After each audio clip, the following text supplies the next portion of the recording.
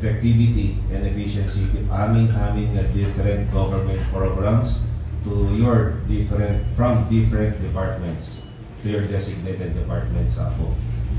That's one. Number two, I want our administration na transparent. Okay? Transparent. If makasabot any info about this administration, let's be transparent. Okay? Kaya nga matarnisyan din administration tayo, tiuray anak na rugi. Kahit ko ako this will be the best administration na may experience yun throughout your government careers. Okay? As fast as possible. I know you had good ones, you had bad ones, but I hope this administration will grow all together ako. Kaya kung naman I'm younger than most of you, we will grow together. I know you are older, Ma'am Perlita. Anyway, the three laing priorities ko for three agendas actually for this quick meeting. Since dandaning aminin ako, hindi pa nagbabagyo kadaan so I want the CDRRMC in coordination also with the Department of Public Safety to prioritize all these necessary safety equipments.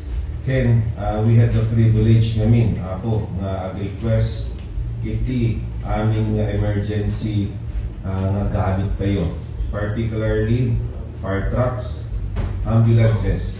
I will tell you no pagsuratan tayo ako in coordination with the national government. So masapo ko lang namin iti number of existing na gamit tayo, ken syempre masuportaran tidamdamagit if mano dapat ba iti ambulance per number of heads.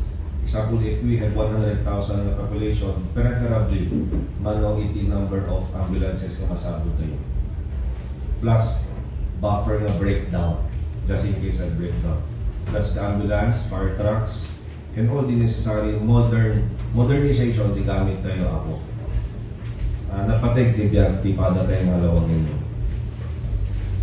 We need to establish ASAP as soon as possible the centralized emergency hotline, the resiliency response. So, kami kaya honestly, to be honest, nagpatulong kayo na ti orang diyan kamo tawagan mo sino.